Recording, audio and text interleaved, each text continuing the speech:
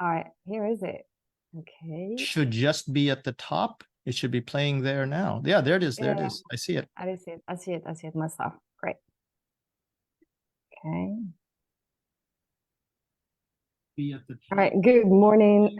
Good afternoon. Good evening, everybody. So I think we're live on Facebook now. So hello from, it's morning in Tunisia. It's 10 a.m. actually. So what time is it there, Jose? It is 3 minutes after 6, and I've got to remember to let our one guest in. So there they go. Now we have our guest. Don't worry about, yeah, such advance, usually people, especially on Sunday, it's weekend here especially in Europe countries as well. So people sometimes don't register, but they do attend the live session if it's broadcasted on Facebook. So that's the point. We might get people more on Facebook than the ones registered actually. So hello, hello to whoever's watching us, whether on Facebook, on Zoom, whatever you are, if you're going out for a walk, if you're just preparing your breakfast or your dinner, whatever you are. So feel free to join us and enjoy this webinar together with my friend, José Domingo Cruz, who is a Canadian living in Japan. So Jose, welcome to the Kaizen Experience, Jose. Thank you very much. I'm pleased to always work with you, Yousra. Every time I get an opportunity, it's always a joy. Thank you so much. So a brief introduction to Jose. Jose is a creator of Verbal Classrooms. He is a veteran university instructor, an award-winning public speaker, and a leader in the field of TESOL. He leads a group on Facebook with, it is called Member of Online Teaching Japan. He's a member in Online Teaching Japan group. I'm sorry for mispronouncing the group. And he is the author of Teaching with Zoom 2. So welcome again, Jose. And welcome Hajiba. She's here with us on Zoom as well. Good morning, Hajiba. So feel free, please, to type in the chat where you're from. And thank you so much. And what are your expectations from today's webinar? So Jose, verbal classrooms. And I'm not going to start with Kaizen first. So let's start first by introducing what is verbal classrooms to whoever doesn't know. What is it? Is it a methodology? Is it a teaching practice? So feel free to tell us more about this, Jose. That's a really good question, actually. And I hope that this particular presentation itself will differ a little bit in that I already have my presentation slides ready to go.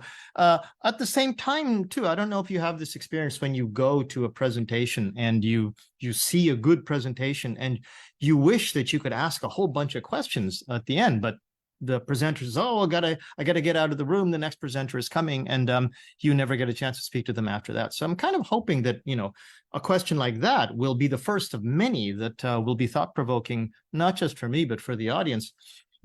Is it a methodology? I don't know if I want to go so far as to say it's a methodology. What I would rather sort of challenge the audience who watches my presentation to think is to ask themselves, what kind of teaching paradigm do you use when you're in the classroom and you're addressing your students? How do you generally guide yourself? We have lots of buzzwords like the growth mindset or other ideas like that. But I like to approach fluency from the sense of going into the classroom as if you're there to teach a skill, pretty much the same way that a sports instructor would. Because a sports instructor has to teach you how to, depending on how old you are, if you're 5 years old or if you're 15 or maybe 50 years old, approach these things in terms of what you already have as a skill, how you want to improve those skills, what skills you don't have, what bad habits you do have, but all approached from the sense that this is something that you do, not something that you know. And especially with something like fluency. So let me begin by just opening up my share. I consider fluency as being the most important part of what it is that we actually try to give our students. And without fluency, I don't think there can really be that much in terms of language learning. Now, some people might hear that and go, what are you talking about? if my students were fluent, they wouldn't need to study this language. And I think that comes from a misconception, or at least a little bit of confusion as to what fluency actually is. I'm going to take a minute, and I'm going to, I should ask you this, Yousra. Have you ever seen me present on this topic? Actually, I've watched like briefly a presentation of yours, but not a full one. And okay. I'm really so curious to know your perception about what is fluency actually.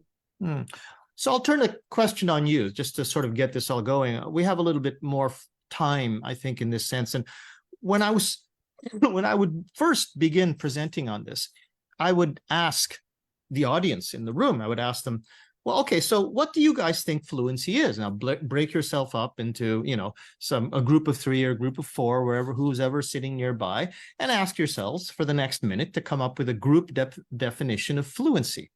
How do you define fluency? If one of your students was to come up to you and say, Ms. Ferchichi, I would really like to become fluent, but I don't even know what fluency is. What is fluency? How would you define fluency to that student? So how would you define? For example, it depends. So first they have to understand the difference between proficiency and fluency. Some people tend to confuse both of them. So to be fluent in one language, which is obviously here, are we talking about fluency in terms of English being first language, foreign language? So here first we have to make a difference. Then fluency in the terms like, can you use the language like on a let's say in a really well at ease way, comfortable way, like the communicative aspect is there. So fluency in the terms like, do you practice the 4 skills equally, or are you more fluent in one of them and not the others? So here it depends. I will let my students in this sense maybe work in groups in station rotation. So for example, divide them into 4 groups, let's say, it depends on their number, and they can work either on discussing fluency in which terms. Is it when it comes to speaking? Is it when it comes to writing? And then they will exchange what is fluency. So it depends here. I think that "in depends" is pretty much covered by one of the first statements you made, which is that people tend to conflict fluency with proficiency. Yes. There's fluency and then there's proficiency. And for those people who still sort of wonder what that means, I challenge them with the thought experiment. Because you also mentioned the whole idea of, well, are you talking about a second language speaker or a first language speaker? There are different definitions. And I would say, well, what about a first language 4-year-old, 5-year-old child? Upon whom we have no expectations of reading fluency or writing fluency. Yes. They don't have the grammatical accuracy of somebody who studied the language, maybe even as a second language learner. They can barely hold a pen, much less write, and they certainly can't read. But would you in any way say to that 4-year-old child that's obviously speaking to its mother that you're not fluent? You wouldn't. Right? They're fluent to the level that they're expected to be. And for people to think about that, you think, okay, so is that child fluent or not? And you would have to say, well, in terms of speaking fluency, they are. But they're not fluent in the original definition that a lot of people who are still thinking about complexity, accuracy, and fluency as all being part of fluency. So that's why you start thinking about speaking fluency, disfluencies, the lexical level that they're using, and all of these things that confuse the whole idea of fluency. Once you start say what? Once you finish, please, can I elaborate on the sense, of young learners and adult learners in this way? Yeah. Sure. So all of those things themselves tend to confuse the definition. And when you send your thought experiment back to defining something for that student that asked you, what is fluency? I want to be fluent, but I'm not really sure what it is. Tell me what it is. Any discussion that goes beyond 25 seconds, that goes beyond the elevator pitch, is going to lose that student. They're going to go, oh, this is a lot tougher than I thought it was. I've got to study writing, I've got to study reading and all of this before I can actually become fluent.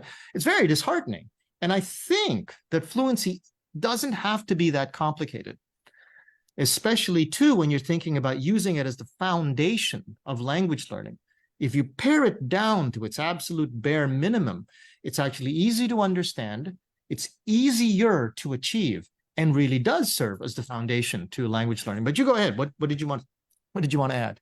Yes, I wanted to add something that I learned prior and during my CELTA training, is that I never like kind of set high expectations for a speaker, let's say, or for a language learner to achieve a certain type of fluency, especially at a, let's say, elementary beginning level, if they're just beginners. So the target here is to let them use the language their own way, fluidly, let's say, spontaneously, especially with all the errors and mistakes that go along with that. Yeah. And then if I kept on, for example, correcting every single word, they will just be kind of blocked. They won't be proceeding into telling or saying everything or anything. So it's like fluency, I think, depends on not only the level, but let's say the exposure to the language. If the speaker is rightly, let's say, exposed to the language, like at a beginner stance, let's say we make it easier for him or her to like deal with the language, experiment, learn whatever they can learn. And after this, it's like a feedback comes at a delayed point of view, let's say. But fluency is different for advanced learner, for intermediate and advanced learners. It's like their target is different. Now that they have acquired, let's say, some of the basics, the target is like to improve their performance. The target is like they target higher at the scale of language fluency. And here, even themselves, they much more kind of demanding. They ask for that feedback, the feedback that they refuse sometimes at the beginning. It's just like, I just want to speak, and then you can tell me the feedback. But fluency for an advanced level is like, we can even speak about fluency for native speakers. Sometimes native speakers, they got used to using the language on a daily basis, but when it comes to syntactic structure, when it comes to certain aspect really so specific, there is still some gaps. They even acknowledge that, and so here it goes at different levels. So that's what I wanted to say. I'm sorry for I wanted to keep it short, but yeah. No, it's okay. Yeah, I still think though there is an easier way to relate the concept to students that matches all of these ideas that we're throwing around right now, which are all relevant. But in terms of defining fluency, okay, I think there's an easier way to define fluency, and I want to start talking about that for a bit. Yes, please. So let me first, just to show you that this whole discussion that we have isn't just among ourselves. As I've researched the topic of fluency in terms of how it affects its presence or its presence in the classroom, you can see on the CEFR scale that fluency isn't mentioned until at least B2. Until B2, there is no mention of the word fluency. You're not expected to have fluency, but you are expected to do a whole bunch of different things. Exactly. You like make greetings, ask for directions, but only until you get to B2, when you're starting to talk about complex text on both concrete and abstract topics, are you supposed to have any fluency. But I don't see how you're actually able to do all of the things that you're doing from A1, A2, and B1 without any degree of fluency. So there, the very first one is B2, a degree of fluency. You're not supposed to have any degree of fluency until then? I don't know. I think it's actually easier to define fluency if you think about it only in terms of word speed. And word speed itself, if we think about it in terms of what it is that in your ear, when you speak to somebody, you would say that this person is fluent. In the listening exercises that I've done, or the listening research that I've done among native speakers, people who are around 2 words per second or 120 words per minute. Now, normally researchers would define this in terms of syllables, but for students, I define it as words to make it easier for them to count if they're thinking about it, because especially in languages like Japanese, there's no concept of the Western syllable. There are syllables, but the concept... Sorry to interrupt you, Jose, but what does the Japanese language has instead of the syllables in English? Is there any particular structure that is really specific to Japanese? So do you have syllables in the Japanese language or not? We do, but we don't. You know how a syllable can change depending on the actual sound itself, and the reliance on identifying letters for the Japanese is a holdover from their concept of the Japanese syllabary. I should be clearer. There are, of course, syllables in Japanese, but the syllables in Japanese are far easier to define, and they're much harder for Japanese students to define because syllables are not dependent on the number of letters within a particular word. It's a number of sounds, but those sounds themselves are not defined by particular letters. So that whole discussion, I think, just again bogs down the whole idea of what fluency is. So I just say 110, 120 words. A word like immunization is as valid as a word like the. But if you count this out over a minute, it tends to work itself out to about 110, 120 words per minute, will give you what I think is bare minimum fluency. 2 words per second is about this speed. And I think most of my students can't really speak this way at that parameter of a 4 to 5 minute monologue or a 10-minute conversation.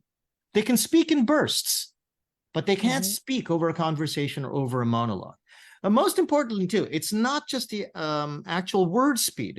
It's not the word speed. It's actually the word rate as well, too. If you're speaking staccato bursts and then you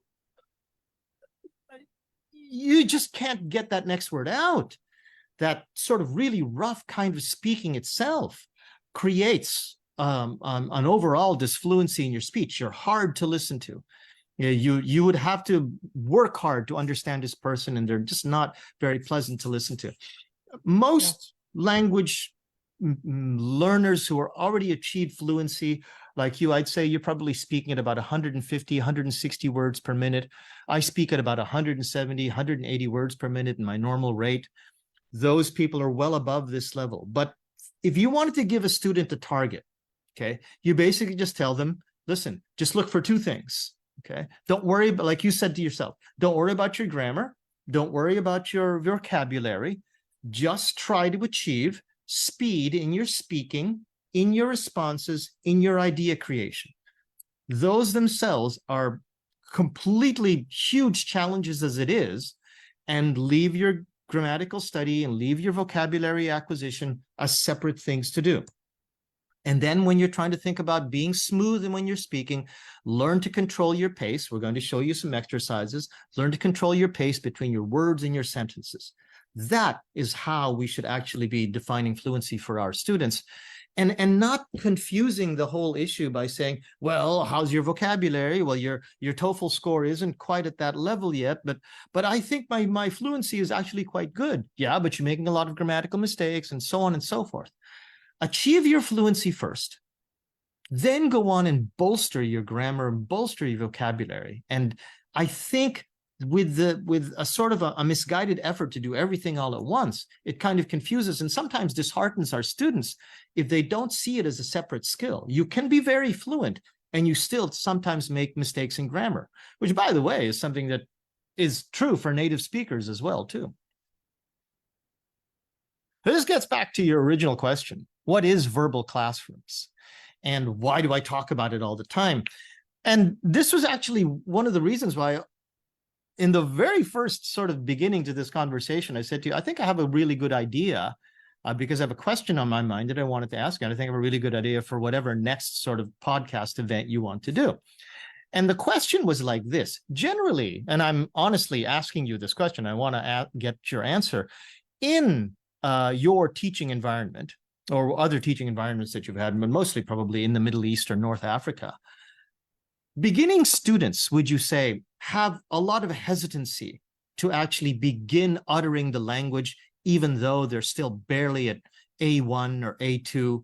They're still really hesitant. They don't have a lot of confidence, or they just really want to start using these words as soon as they possibly can. And if you tell them, okay, now discuss the topic amongst yourselves, they're all really, really into the idea of using English within that group, even if the teacher isn't watching. How are they in terms of actually doing the language amongst themselves? Actually, the MENA region is very different. If I can talk about English now being taught even as a second language, let's say, first language in certain areas, because most of North Africans, they're now either children to expats, or they've learned in English within international schools, and even at a university level. Now it's different. We no longer talk about English as a foreign language. So like we can never expect as teachers to have students with A1, A2. And I think that was a challenge prior to, let's say, 10 years ago. But now it's like students, they're much more confident using English. They are really demanding and very, let's say, at a personal level. It's like they really practice so much, and rarely did I find students like having A2 till now. Like I've been teaching for 15 years, but it was the case previously. But let's generalize, if we can, about North Africa and the MENA region. So let's say hesitation, we can find it, but little. If, for example, if a student is not sure about what he's going to say, it's like they prefer not to go into that experience and fail it. But here's the role of the teacher to encourage students to talk. So, for example, by scaffolding not only in writing, but scaffolding in speaking as well. So we can go from micro, let's say, exercises to teach and speaking into delivering a full speech. So, if we can relate this to verbal classrooms, so I don't want to like kind of skip the stages, and I want you to elaborate this well at ease, you know, during the presentation. Oh, I've seen the word scaffolding now. So it's like I've just seen it on the presentation.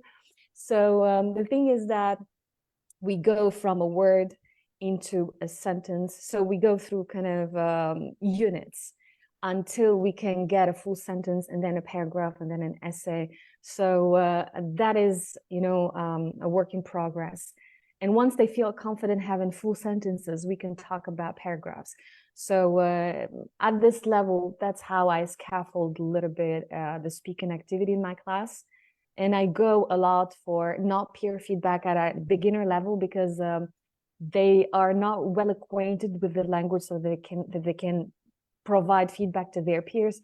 But I'm relying on certain websites, you know, and I'm not going to mention anything like just for, I'm not sponsoring any website, but let's say where an AI generated, let's say, website gives feedback to the student when it comes to speaking. There are plenty of them available online. So that is how they do it in terms of feedback, apart from the feedback provided by teachers. Okay. So until they get to the level where they can be independent speakers, and we can speak about fluency at the B2 level, let's say. Okay, so generally you would say that there are fairly hesitant students, or there aren't? I'm sorry, there was like a whole bunch of information. I did not answer the question. Is like now at this level, they're no longer hesitant students. Okay. At my context, and never. Like I teach advanced level students, higher education at higher education institutions. But even for the even for the students that just began to study English, they're still totally non-hesitant.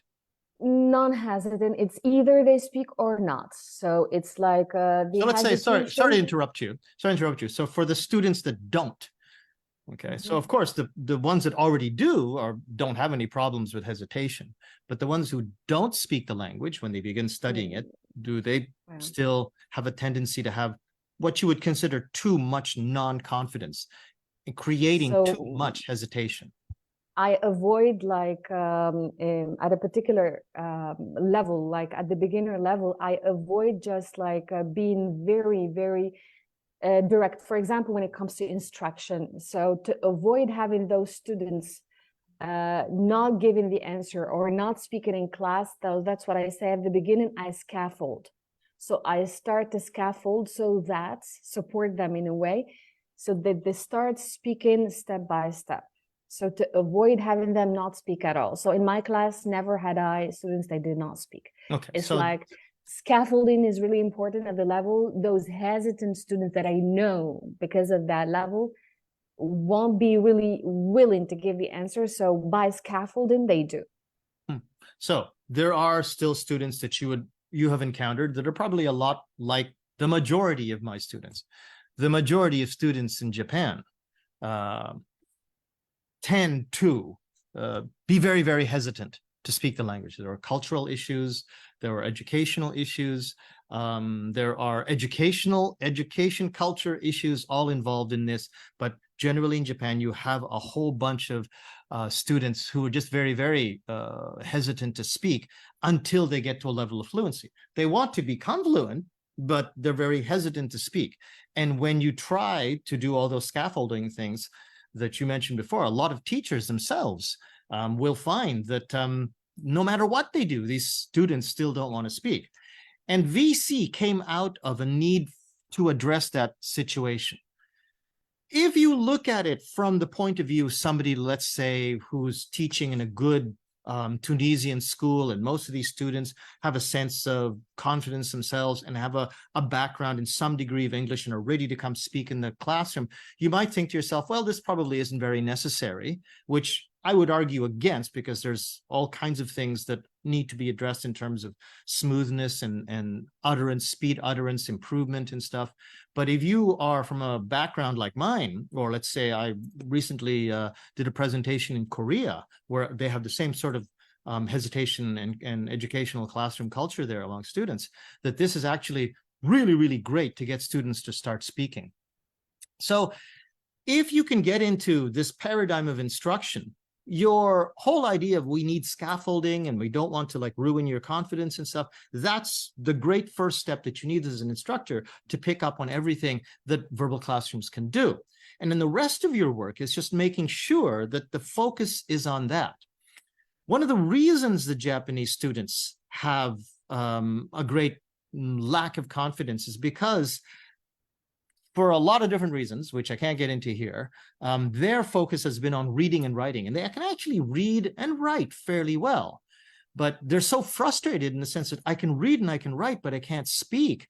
That creates a negative feedback cycle where when you try to get them to speak, they really come down on themselves and they become even more hesitant to speak. But if you can create an environment where everything is all about speaking, then that creates the confidence in themselves and in the classroom method that this is a place where they will not fail, no matter what you ask them to do. This is actually something that I call the no-fail principle. I want to show you a video of what I actually do, but before I show you the video, I want to show you in cleanly what it is that's going to be seen on the blackboard behind me. And it's basically just 7 pronouns with their appropriately matched present tense be verb. Now you might be thinking, hey, wait a minute, what about the plural, second person plural of you are? A second person plural of you are, or it doesn't matter if it's the be verb or not, second person plural has exactly the same shape as the first person plural. It doesn't need to be practiced again. Now that will be on the background of this video. So I'm just going to check to make sure that I'm optimizing this for good sound. Okay, so let's watch this video. It takes about a couple of minutes, but this is how I make the first step. And from here, you can see a lot more of what I do. So let's watch this. My teacher wrote this up for me. Oh gosh, no, what is that? That's 46 years ago? Holy cow. Okay, when I first went to Canada. And one day she said, Jose, stand up, say all of this in a big, loud, fast voice. And I would stand up and I would say, I am, you are, he is, she is, it is, we are, they are. Very good. 2 times, faster, louder. I am, you are, he is, she is, it is, we are, they are. I am, you are, he is, she is, it is, we are, they are. Now, I bet if I asked one of you right now to do that, you couldn't. And you are university students who've studied English for 6 years. Just goes to show you, all the studying you do doesn't get you ready for speaking. So we're going to speak today. First thing we're going to do, I want you to turn around in your chairs 90 degrees. Turn around 90 degrees.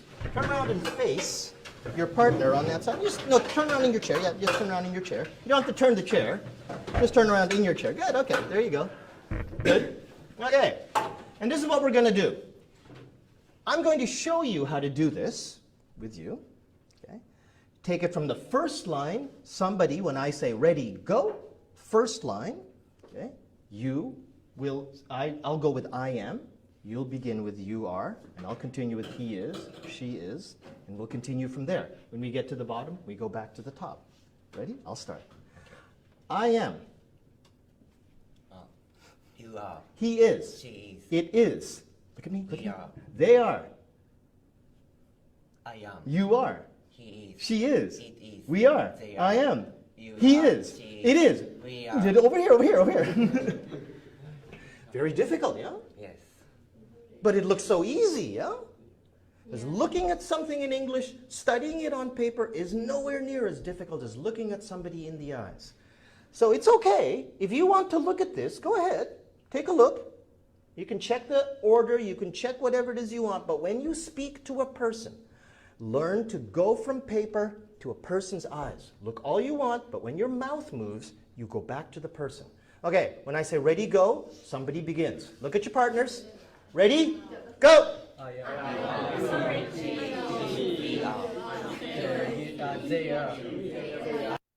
You can start from here, and from there, depending on, again, using that paradigm of seeing yourself as a physical skills coach, you can accelerate this in any speed that you want to the comfort of your students. And you're watching your students all the time, asking, oh, wow, that was really easy for you guys. Okay, let's take you up to the next level. And and I'll show you those levels where they are. But if you keep going with this, I don't know how successful you are at the end of a 13-week or a 15-week semester to get your students to start doing independent conversations. As soon as you say, okay, here's the topic, everybody ready, go ahead and talk. But with verbal classrooms, that's exactly what you get by the end of week 13. So that to the point by week 16, where you're actually having the conversation assessment, they're already at week 13. So week 16, they're just doing what they're already doing here. This is what I usually get at the end of a full semester from normal students in a normal Japanese university.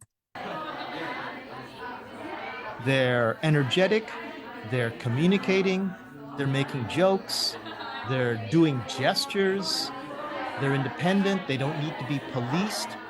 They've, in a way, already been conditioned to the idea that once they're down in front with their new partner, and they're constantly switching partners, they're ready to go.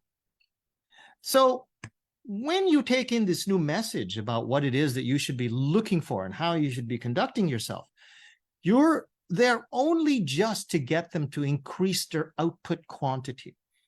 Their quality is actually secondary. If they make a lot of mistakes, that's not a big deal. But what is a big deal is whether or not they're actually trying to speak. And that speech rate and the speech smoothness, once that's actually settled, then yeah, later you can go on to idea production and then high quality idea production. But you can't achieve anything permanent without a sense of fluency, without a sense of speech rate, without a sense of speech speed. That nothing, well, yeah, you can memorize a few vocabulary words for the test. But as you know, and I know, that that will disappear in 6 months as soon as the test is finished. But before we go on, did you want to ask me anything, or did you have a comment about what you saw? Yes, I didn't want to interrupt you, so I kept you going on with the presentation. I didn't want to interrupt the flow, but the question is related to, I don't want to compare the two languages, but since in your context, your students are Japanese, right? Yes. So is there any type of analogy that they'll be going to L1 in your case, which is Japanese, when it comes to these pronouns? For example, in Japanese, I'm sorry that I don't have any idea whether, do you have the same structure for pronouns? How many pronouns are they in There are Japanese? an equal, actually, there were more pronouns in Japanese. How many? Well, you know 10? how we have diversity. yeah. We have here and there, or this and that. Okay. There's a third pronoun for this, that near you, and that separate from either of us. Okay, so I don't know if that makes any sense, but like there are actually more pronouns in Japanese. The problem is that it's not a close match to Japanese, because Japanese verbs are not conjugated according to pronoun. Okay. Japanese verbs are also not conjugated as much according to the time frame as they are in English, where you have present continuous or past perfect. You don't have that in Japanese. There are, however, verb conjugations according to levels of politeness and to who is the superior in their social status as opposed to who is the inferior in their social status. So it doesn't match exactly the same way. And and especially too, when it comes to these exercises were designed to address a specific problem for Japanese students in terms of how the grammar works in English that is so beyond their normal approach to Japanese communication. Can I just elaborate on one sense in the context of Tunisian, let's say Algerian, Moroccan, and Tunisian speakers to English as a foreign language or as a second language? For us, some students, they tend to confuse, for example, when it comes to you, because in French we have je et vous. So you speak French as well, José. Yes. So there is that confusion, but at the same time a relief. You know, in English, I don't want to think about the rank je, vous. It's like you, and that's it. So for them, they feel well at ease, much more using English than French in this context. Really? So that's what I wanted to say. Yeah. Well, you're going to recognize quite a few things that I actually borrowed from my French language education and then twisted around. You can see it, right? Je suis, tu es, il est, elle est. You can see how this is actually structured like those French drills, but only at this level. I mean, you've never uttered je suis, tu es, il est, elle est, then you really should utter it like about 100 times until you can become fluent at it. And then you start tagging on a bunch of things. But even something like the simple subject verb object, and then negation of the object, and then simple prepositions like this, those things can actually take only about maybe 10 or 15 minutes, depending on the current level of your students. Well, once you start stretching this out, so for example, I was in Tokyo last month. Most students probably can handle that because that's actually only 1, 2, 3, 4, 5, 6 words. But you'll find that once you get past about 8 or 9 words, being able to utter that consistently without any disfluencies, without any hesitations, becomes really hard for, for beginning students. So once you get past the 6 words, and once you get to like something like this, which is what, 1, 2, 3, 4, 5, 6, 7, 8, 9 words, what I usually do in a large presentation is I put people into breakout rooms and I have them practice it with each other. And we don't have that luxury here, and that's okay because we're actually starting to run out of time. But this is where it starts getting hard. And it's even more enlightening for teachers to bring this into their classroom, to see students that they thought were actually already fluent have a problem with this. You know, where I would say, I was in Tokyo last month for a kendo match, then you would say you were in Tokyo last month for a kendo match, and to see their own students struggling with this. But where teachers, if they take it upon themselves to bring VC into their normal arsenal of tools, will see the real difference is when they ask students to start learning English question grammar according to the AQP, the answer question pattern. And I'm not going to talk about it too much. First, I'm going to show you the video. The video shows you how I teach English question grammar. Plus, it also shows you how I make them switch their partners in a way that's very easy and very random through the room. So let's take a watch for this video. I have a very crazy way of doing this practice. Person starts at I go. When you make the question, you make it with the subject next in order. So if your answer was I go, your question will use you. I go, do you go?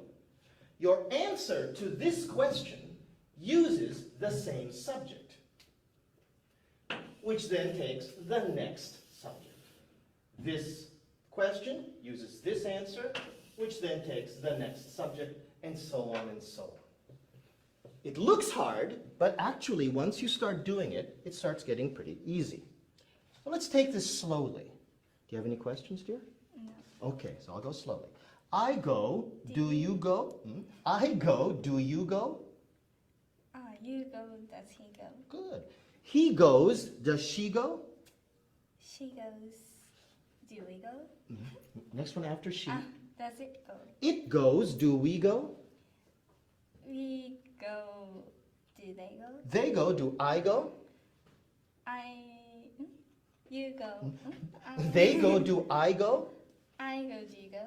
You go, does he go? He goes, does she go? Very good. Do your best. Ready? Go!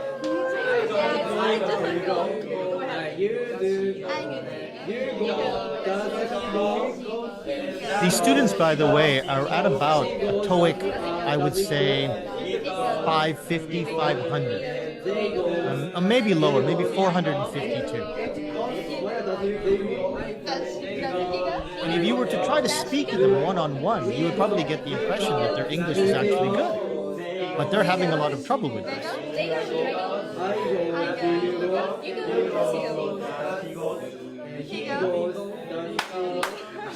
Now watch how they switch. They know to go to the chair that's next on their left.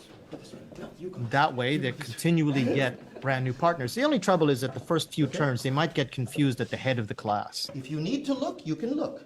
But when you speak to my eyes. Ready? I go, do you go? You go, does he go? He goes, does she go? She goes, does it go? It goes, do we go? We go, do they go? Good. Do your best. Ready? Go! I go, do you go? Do you go? You go, does he go?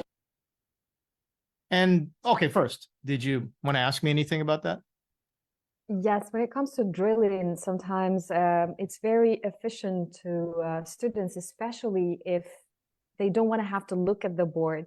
It's really essential if they develop that kind of, habit of memorizing, not looking, testing, reviewing, and this can make them really get rid of the paper sometimes. Not in my case, but I've noticed this let's say a few times where students, they prepare a whole speech and they want to read it from a paper. So in this sense, those habits are really instilled from the beginning. If they learn it, let's say from the beginning, how to drill, test, and then they will get that confidence that can enable them to produce that fluency we're talking about. I call that face up time.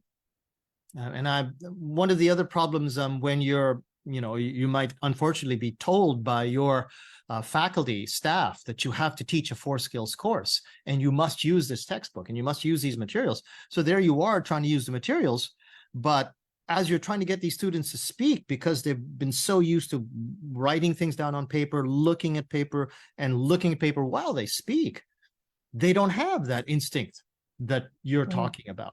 And this builds that instinct. This builds the instinct that there's nothing on that board that you haven't actually already said. It's the same 7 pronouns. And then in the be verb, in the present tense, there are only 3 forms of the verb. So what exactly are you looking at? You have to find a way to be able to look at a person without looking at paper. And this is basically what I would show people in my presentation. And then we would do a breakout with this too. I don't know if you want to try this. No? Okay. Yes, maybe at a big, let's say an early stage where I used to teach elementary, let's say. No, I meant, I don't know if you want to try this right now. Oh, like on camera. Maybe we should involve Hajiba. Well, I'll tell you what. Yeah. Because there's a bunch of stuff that I want to show. Yeah. Okay. You think about it. And if you actually want to try this, it is a lot harder than it looks, even for a fluent speaker. Because it's what I'm trying to actually do is get them to rewire their brain and to get into the habit of uttering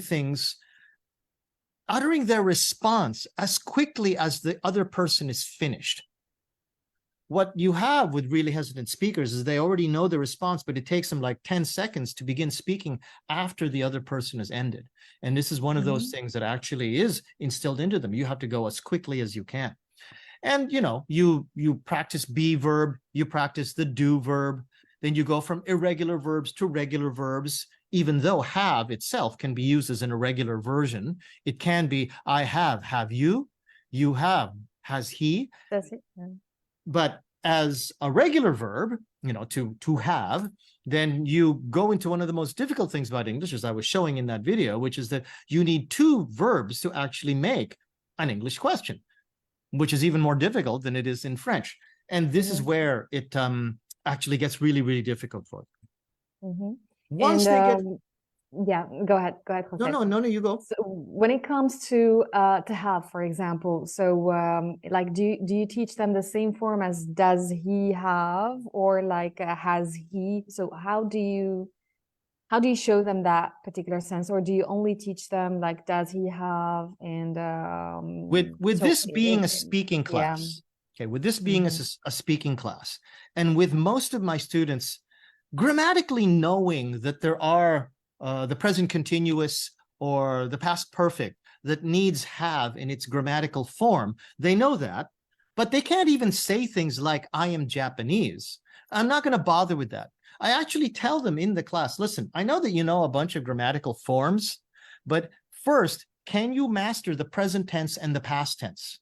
Not even going to ask you to master the future tense, because until you master fluently, utterances fluently in the present tense and the past tense, why are you bothering with anything else? If you have enough information in the sentence, okay, I do karate since 13 years old. I do karate since 13 years old. Always, every week, Saturday, karate. You don't need to have the present perfect to get me to understand what you're trying to communicate. But once you achieve that fluency, then yeah, go back and review the present perfect, and then you can actually start working that in there to get more accuracy and complexity. Right now, we're working on fluency. So yeah, has he ever been to Spain is a grammatical form that maybe they want to learn, and maybe we'll review it. But in terms of their actual speaking assessment, I'm not going to ask them to present that. I'm not going to see that as a grammatical target. I don't actually present a lot of grammatical targets in my class. Here's what I do present, though, something that they would actually say in a conversation with a new friend who doesn't speak Japanese. So everything I present to them is stuff that's actually useful on a personal level. So the stuff that they'll see in their textbooks is stuff that's targeted to help them pass a TOEFL test, but it's not there necessarily to help them become better communicators. A sentence like this, or maybe even just basic arithmetic, which is something that actually you'd be surprised that they have a hard time actually uttering, you know, and we can drill it into them to actually know that, because it's a completely different grammatical structure in Japanese. Did you raise your hand, Yousra? Oh, yeah, I didn't want to interrupt. You know, I was like, can I have a student who raised his hand on Zoom? So yeah, No. I had a question related to you, Jose. It's like, do you employ drilling at a, let's say, at a particular stance, or let's say stage of your lesson or your curriculum? And then when can you say, like, what are the success criteria that at that particular level you can say, I have achieved my target from my lesson or from my curriculum? So how do you evaluate this performance, let's say? I don't try to evaluate it as, hey, did you guys memorize that sentence or not? Not in that sense. Okay. Let me clarify. In the Okay. sense, like, when can you be proud of a teacher that you say, I have achieved the success criteria. My students now are much more fluent. So do you keep doing this drilling all through, let's say, the year, or is it like for 1 semester, 2 semesters, until they master that stage so that they can go to the next one? So that success criteria, and how can you say that this experience was successful? So is there anything you follow in this particular sense? I think the paradigm would tell you that 16 weeks would not be enough time, especially if we only meet once a week, 90 minutes a time. I mean, for that limited amount of time, for even over 16 weeks, that you can expect any mastery of anything. When you're talking about physical skills and you're only allowed to see your piano student as a piano teacher for 90 minutes once a week, can you expect that student to have any degree of mastery if probably, like most of my students, the only time they really put any effort into English is in the classroom? Now, you can try to give them exercises and do a lot of flipped learning, and I do that, where they do some spaced repetition studies with their vocabulary and stuff like that. Or I try to give them outside of the classroom activities and speaking. But generally, it's not going to help as much as being in the classroom. However, the classroom time is limited. And so I don't really expect any kind of mastery. What I want is for them to be able to squeeze as much time speaking in those 90 minutes to try to get to maximize the speaking time themselves. I'm not asking them to become masters of anything, because they probably won't be, but they will become more comfortable, and they will finally have the experience of actually uttering some things in the second language that they never have had before. Now, if these are fairly advanced students, and I'll take them to the next level that they probably never achieved either. Presentations, Pechakucha presentations, the question and answer period after a good presentation. Those are the really, really hard things that they maybe have never done before. And I don't want to ask them to master anything, but to open themselves up to new speaking experiences and prepare themselves by going through these drills as part of their scaffolding. Is that that good enough answer? So let me just keep going through here. So basic arithmetic, simple things like, I don't know about Tunisian students. My Japanese students have a problem fluently being able to switch the verb form in the present tense from the third person singular to any other form. Any other form uses the verb in its infinitive form, but in the present tense third person singular, then you have to put an S on things. So I always buy, he always buys.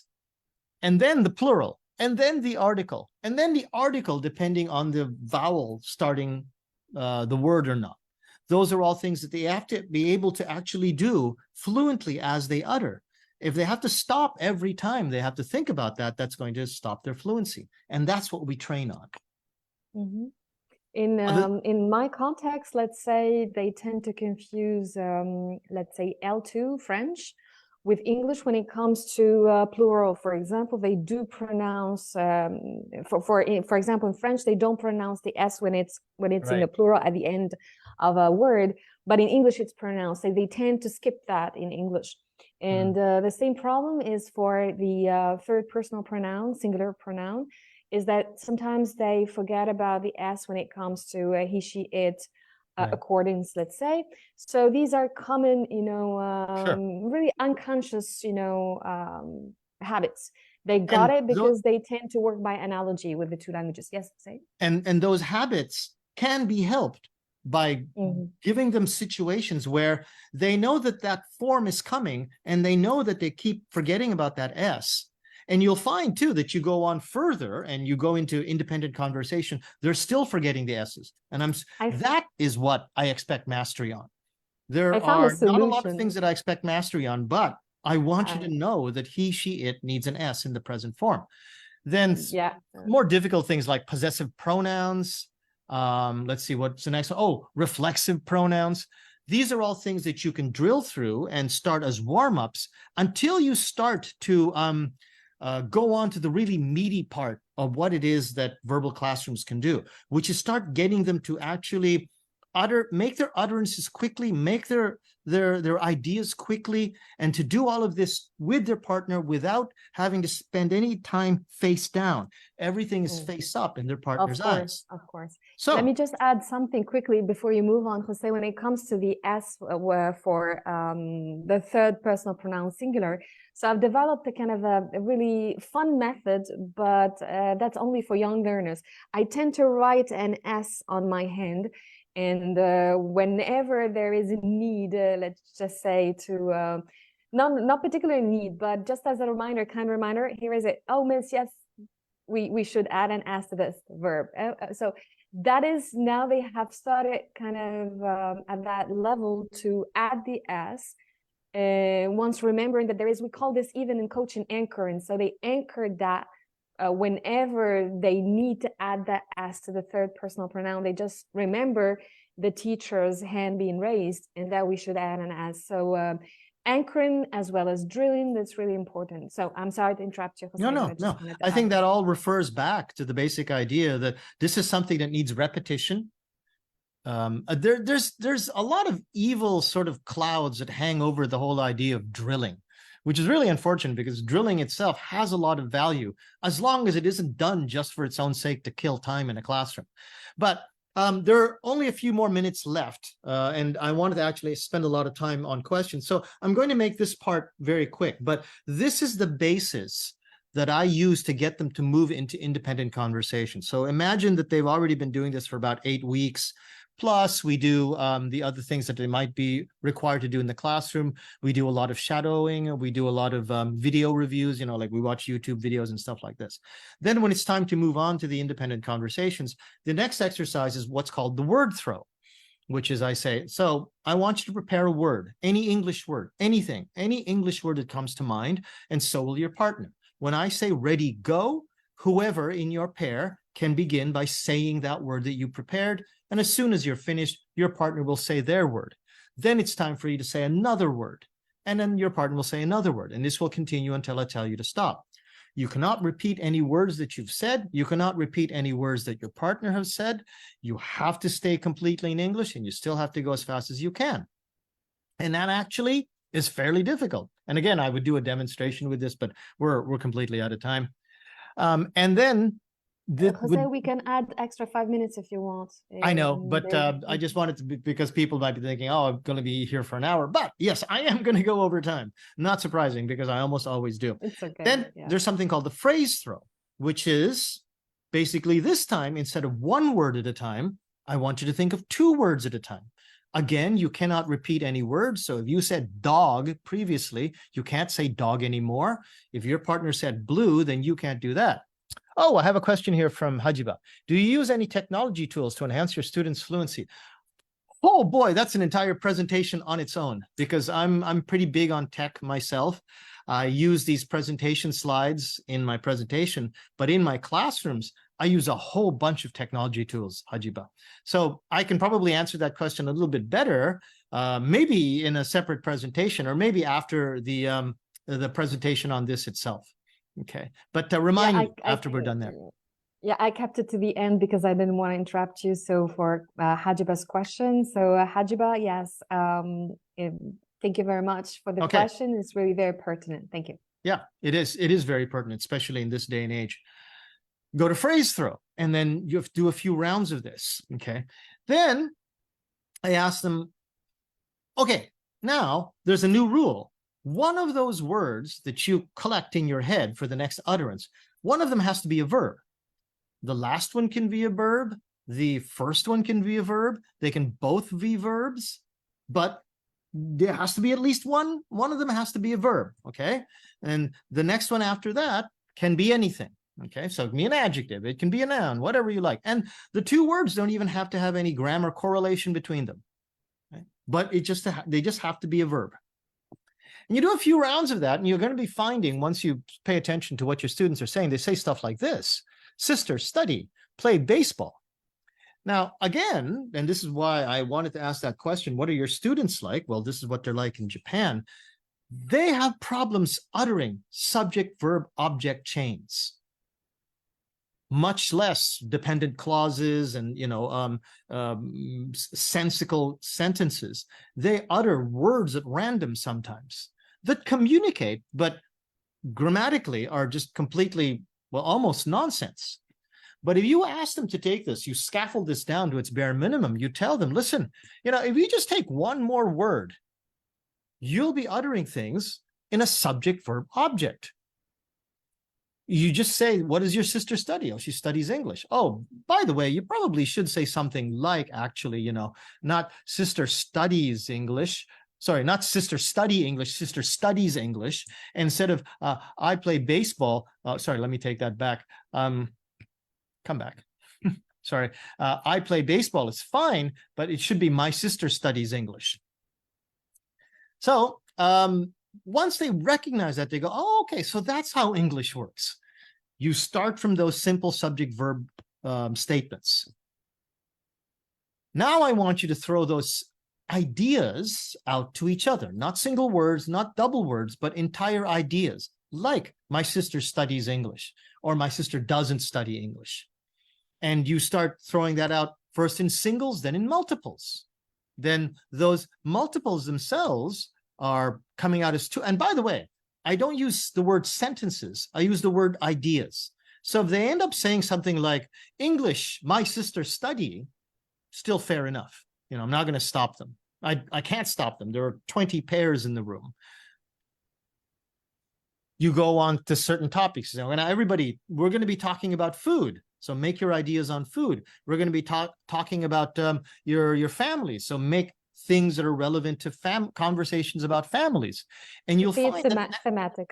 Yeah. Say what? Let's see it. Let's see. It's like thematically speaking. It's like you brand it, you label it according to themes: sports, music, food, university, Japan. Sure. So sure, instead, sure. yeah, Sure. yeah. Even when you were still back on word throw, okay, every word that you think of, you have to think of a word that's relevant to your university life. And you go, oh, okay, so it's words on university. They've already been introduced to the topic of university. So when you introduce it on idea throw, they're already been thinking about it a bit. And this is just a bit of a taste on what it is that I try to get my students to do in a classroom. And it's all based on the idea that fluency comes first. Accuracy comes later. And it's not something that you teach in terms of knowledge. It's something that you have to expose them to over and over again, just like, well, I guess in Tunisia, football is probably the main sport, right? So learning how to do a really good free kick is not something that you learn in 2 tries. It takes hundreds of tries in hundreds of different circumstances with hundreds of set plays, and it has to be repeated.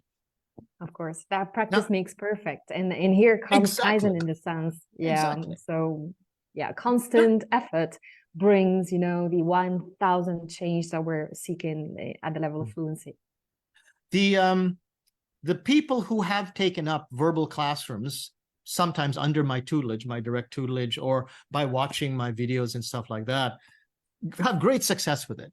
Mary Virgil Uchida is a very experienced teacher in JAL. She teaches little children at her own school, plus university students, and wherever she uses it with, you know, adjustments. Little children are not 18-year-olds.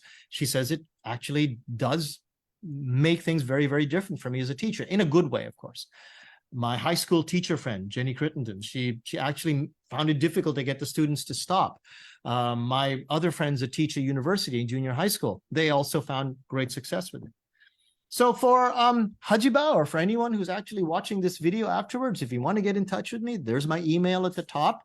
There's my Goldfish website on the QR code on the top right. If you want to get in touch with me and be updated on what I'm up to and the new videos that I make on Facebook, that's my QR code for it right there. That website, by the way, in the top right QR, that's the URL for it, just in case you don't have your VR code reader with you. And I really do want to stay in touch with all the teachers that want to try this or have questions about it. And maybe make it easier for them to bring more fluency into the classroom. So thanks for doing that. Thank you so much, Jose, thanks for listening to me. Yeah, thank you so much, Jose, for sharing all these insightful techniques and for sharing your classroom demonstration and your classroom practice. And I am sure that many, even though they did not attend the live session today, they will have a recording available on your Facebook page, on my page as well. And they can get in touch with you if ever they'll be having further questions. Plus, you will be presenting with EduFest very soon. Jose, when is it set? That will be December 8th, 11 a.m. Greenwich Mean Time. So that would be noon, your time, I believe. Very good, very good. Awesome. And so that would be think 9 at night, my time. No, 8 at night, my time, because it's daylight saving times there. Yes, I think there will be another chance to watch more classroom practice from your side. And thank you, Jose, for sharing everything and all of this with us. And now the last question before I let maybe Hajiba, I think, let's see if Hajiba... Sure, yeah, she wanted to ask about what I use in technology. Yes, technology. Maybe we can answer Hajiba's question and then we'll wrap up with my question. Yes, please, Hajiba. So Hajiba says, do you use any technology tools to enhance your student fluency? So as an EdTech teacher and expert, Jose, what do you use in your classroom? I wouldn't. Thank you very much, but I wouldn't label me as an edtech expert. I use edtech in my classroom. When the pandemic came in, or just before the pandemic came in, I was very much centered on verbal classrooms, and I actually, because I wanted to do basically just speaking in the classroom, I didn't even want textbooks in my classroom. I just wanted my students to speak and speak and speak.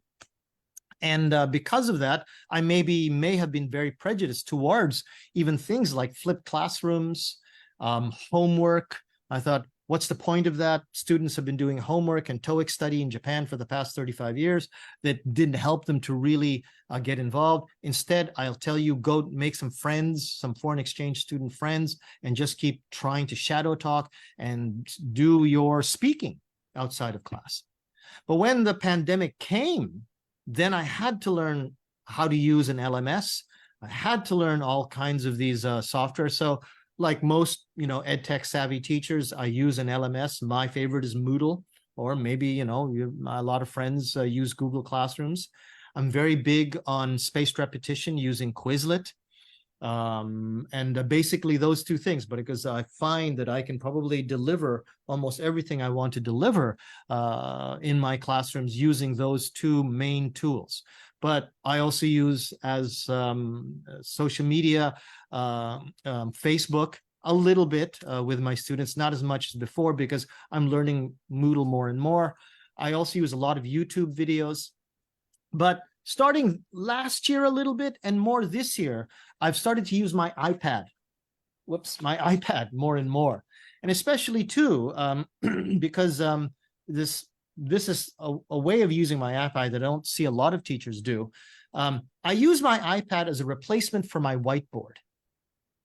I don't know if a lot of teachers will do that, or if you have, you're still very much using chalk. I use a whiteboard on if it's, for example, if I'm sharing my screen, I have a platform that I'm using. It includes everything you're talking about, including the whiteboard, and it's good for accessibility because I have students with disabilities, so they need to see sometimes if they can't hear, and they need to verbalize things if they can't really see them. Sure. So, yeah. So let me show you. Yes. Let me show you. Let me see here. Oh, I got up. No, I'm not. I'm just do this over AirPlay. I'm going to share my iPad. my whiteboard here. Yeah. There we are. Okay. And the really great thing about this is, if you've got the actually, you know what? I'm going to take this off just a little bit lighter. If you've got the Apple Pencil and your iPad, okay, you can make these. Using this particular software is called GoodNotes, but I'm sure there are all kinds of scratchpad scratching or whiteboard sort of style pads. One that's really good about this, though, is that if you're wise in how you do it, every page that you write is saved. And then you can see what you did last week, which of course you don't have that if you use a regular felt marker whiteboard or a regular chalk blackboard. You sometimes will ask yourself, what did I teach actually last week? And in what order did I teach them? And if you know how to use this well, you can see what you actually wrote. And moreover, you can actually print this out to PDF to send back to your students, say, well, this is what we did on the whiteboard. This is what you should be ready to actually do when it comes time to your assessments. So this is an iPad, an Apple Pencil, and a piece of software called, and I'll write it right down here, GoodNotes. And because it's collaborative software, if you have a license for this, and if your students have something similar, a similar setup, and they can do this on an Android tablet as well, they get GoodNotes as well, and then you allow them to collaborate on the same sheet of paper, you can do your collaboration on the same note. The refresh time is sometimes a little bit lagging depending on everyone's Wi-Fi itself, but among other things, I find that in terms of technology in my classroom really, really handy. But there's so many things that I use that if you're not using an LMS yet, I really suggest you do it. If you haven't learned how to use Quizlet to get your students to do spaced repetition for themselves and in the classroom, and it's so much fun to use in terms of its game style learning. It's so good. And in terms of something unique that I do, I've learned how to use my iPad to replace my whiteboard. Those are just three of the things that I do. Exactly. And I join you in this, Jose, because I use my self whiteboards and collaborative aspects like Quizlet, Padlet, Flip, the old Flip grid. So for video sharing, a lot of these methods, they're really so good in active learning. And I join you in this. But I have a question very, very quickly, Jose. I know we run out of time. So my question is related to, I know. Thank you so much, Jose. And the question is related to textbooks. And since nowadays we're much more inclined into, let's say, student-centered approaches, and we're more into LMS, and where is the textbook? So that is the question, generally speaking, Jose, not necessarily to you. I want to know your, maybe your view, your ideas, your perception to where are we heading to in the future with textbooks? If textbooks, they don't get digitalized, do you think we should still linger towards those paper-based textbooks with all these student-centered approaches? Or what is, let's say, let me frame my question in a clearer way. So for teachers who are bound to using textbooks, let's say, for whatever reasons, let's say they are exposed to, what do you think can be done at the level of blending the elements with textbooks? Or shall we drop the textbook all at once and stick to our teacher materials developed, and we refer back to the textbook once in a while? So what do you think in that particular sense? Thank you. I might have been the wrong person to ask that, because I'm a real can of worms when it comes to textbooks. When I'm handed a new class, very often by the other teachers, the managing teachers at my university, and they say, "Mr. Cruz, would you like to teach this class?" One of the first things I usually ask is it okay if I teach without a textbook? And their answer, and I know it's going to be their answer, and I don't blame them, I'm not mad at them, because it's a university rule, but I know that there might be exceptions. There are sometimes exceptions, and I ask, but I'm never given that exception. They always say, no, we'd like you to have a textbook because it's a university rule. The teachers must use a textbook because in our eyes, it ensures the quality of the class. Yes. And I think it's like a roadmap, yeah. But I think that whole idea that the textbook ensures the quality of the class comes from an old idea about what we should be doing in classrooms all the way back from, say, the 1930s, the 1920s. You need a piece of paper, you need a workbook where you can fill in the blank lines, so you can tear that sheet out of your workbook and hand it into the teacher. A lot of the roles that textbooks played back when they were kind of new have been or can be easily replaced by a teacher who knows how to use an LMS well. Yeah. Now, if you're a beginning teacher, you're probably going to be thinking, oh, but it's great. I've got all the materials in there. I've got all the targets in there. The students can use it for a review. Yes, I completely agree with you. But I remember when I was a university student, and textbooks for each class costing me anything between $60 or $70, and I was in social sciences. But I feel bad for my students when I'm forced to force them to buy a textbook, and the first 2 chapters of like half of English language textbooks are about introducing yourself to a friend. And I don't know if that's necessary anymore, especially now that we're beyond the cusp. We're now well into the age of artificial intelligence, and the point where artificial intelligence can actually act as a personal tutor to your student. And if a student wants to learn more about a particular topic at a particular level of comprehension or at a particular vocabulary level, we can start taking our time to show them how to use those prompts, to use that software to replace the textbook in their personal study. We can use that software to help us as teachers to prepare better materials, so that then we don't have to force students to spend $35, 3,500 yen every semester on what is basically repetitive material. The idea that you can only maintain quality in a classroom by making sure there's a textbook in it, I don't know. I've seen some pretty crap textbooks out there. I don't think that's any kind of a guarantee of quality. I think what you want to do in terms of guaranteeing the quality is really watching what the teacher is doing. And are they preparing these students for a future where maybe paper really is Won't really exist. Literally in the sense that newspapers don't have the same readership that they used to even 20 years ago.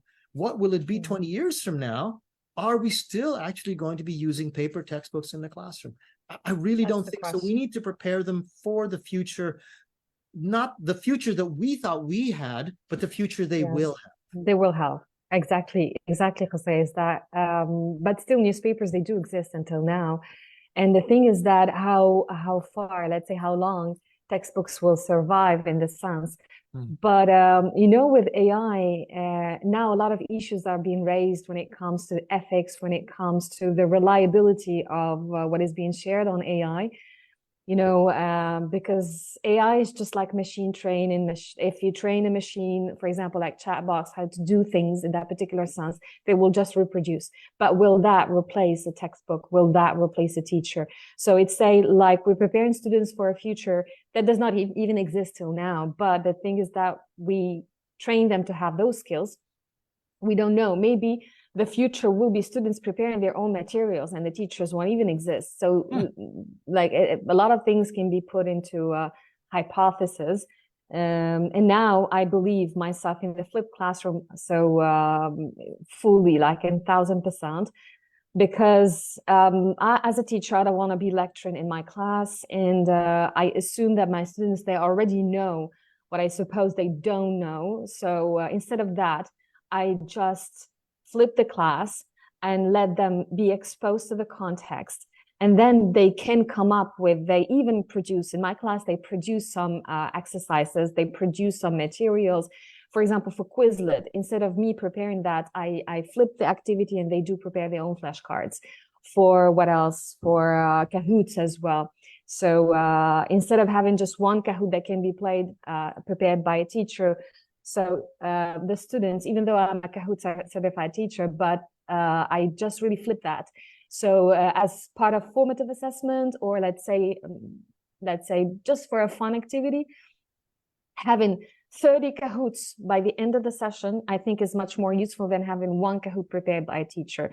So, and with that being said, textbooks, we don't know. They might still exist, but the usage maybe will be reduced, just like newspapers. Okay. So let's see, I think that Hajiba has a question. So I think she had a comment. She basically agrees with us, I think. Okay, she said, I think textbooks hinder freedom for both students and teachers, right? So in that sense, yes, if it's like a roadmap and we say that is it, that's like, we should follow this and we should not go beyond the textbooks, then there are certain institutions that say that, but others no. They keep it open because we're not teaching robots after all, we're teaching human beings and we should adjust accordingly. So that's part of social emotional learning as well. So my last question for you, Jose, before we wrap up is like, now, let's say, Jose, you've been teaching for many years. So let's say, in terms of improvement when it comes to your students, have you noticed that one of your students who kept in touch with you shared like, or maybe you've noticed that student improved at a particular sense in using English well at ease? So apart from verbal classrooms, so do you think like, how can I frame this? Like, it's like improvement, let's say, doesn't come overnight. So do you have any particular, let's say, maybe piece of advice to give it to a novice, let's say a beginner learner, and who feels very hesitant towards learning English? What kind of strategy, let's say, or learning habits they can develop for learning English as a foreign language? Use your watch. Don't think about the initial problems that you have or the initial sort of mistakes that you make, look at this only as in terms of a challenge of time. Go home, write 3 sentences on Twitter in English, and let's say you'll find out on average that takes you like, I don't know, 7 minutes, 9 minutes. That's 9 minutes that you spent thinking in English. That's great. But the really great time that you, or the really prime sort of time that you should be spending is the amount of time that you spend uttering it. Whether it's reading books out loud, shadowing TV shows, finding a friend to talk to, look at it only as a challenge in terms of how much time this week did you actually spend English. You could be on Duolingo and be a real disciplinarian with yourself, and everything that Duolingo puts in front of your eyes or puts into your ears, you automatically repeat. That's you actually uttering English. How many minutes this week, or even if you do it per day, did you actually utter English? And if you can get up to the point where you're up to about, oh, I don't know, an hour a day, that's pretty good. That's really hard to do if you're in a foreign language situation. English is a foreign language situation. Me, I found myself being able to do it for about 90 minutes, 2 hours a day when I was learning how to speak Japanese, but I was in a second language situation, so it was a little easier for me.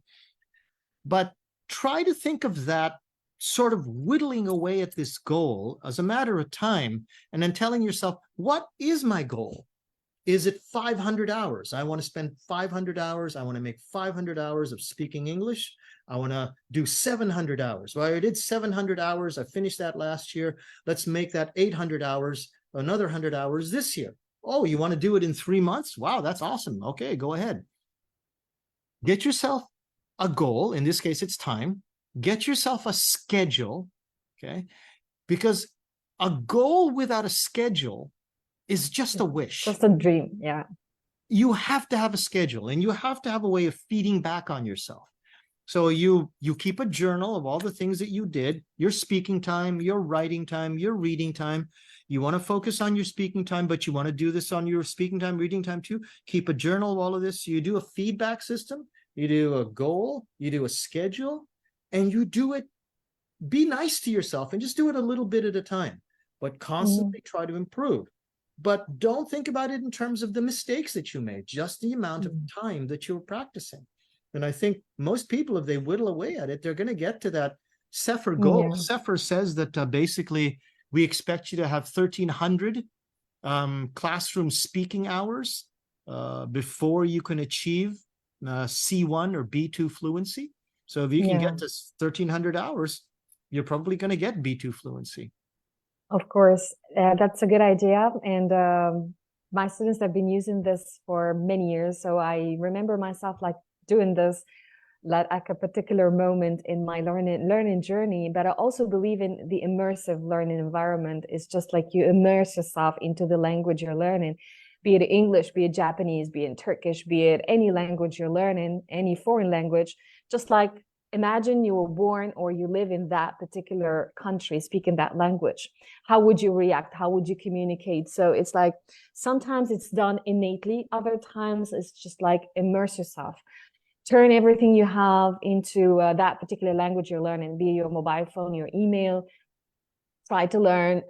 Feel free to just check new words in a dictionary or check for the meaning, how it is used in a sentence. So, and give yourself that freedom for trial and error. So, and as you said, be kind to yourself. That's key in anything in life, not only in language learning. So thank you so much, Jose. That was really, really amazing having you again in my podcast series, in my talk show. Third time, yeah, for the Ikigai, and I had you for the Kaizen, and now for the webinar series. And this is an open invitation to colleagues. If they want to contribute with their classroom practice in any part of the world, you're very welcome to send your proposal or to send a presentation you already did, or maybe a new idea you want to talk about it in the Kaizen Experience. And the Kaizen Experience is not audio. It's a human experience, and welcome everybody. Do you want to add anything, Jose, before we? Yeah, I just want to say thank you to Hajiba. So I'm just typing that now. Yes. And I misspelled her name. I'm sorry. Thank you, Hajiba. Thank you. I know it's Okay. Hajiba. It's not Hijiba. I know it's Hajiba, but thank you very much. Thank you so much. Thank you so much to Hajiban. Thank you so much to whoever's watching us on the Facebook Live. And see you soon, everybody. Goodbye. Okay. Thanks, everyone. Have a good night or have a good day. Thank you so much, Jose. Bye. Bye-bye.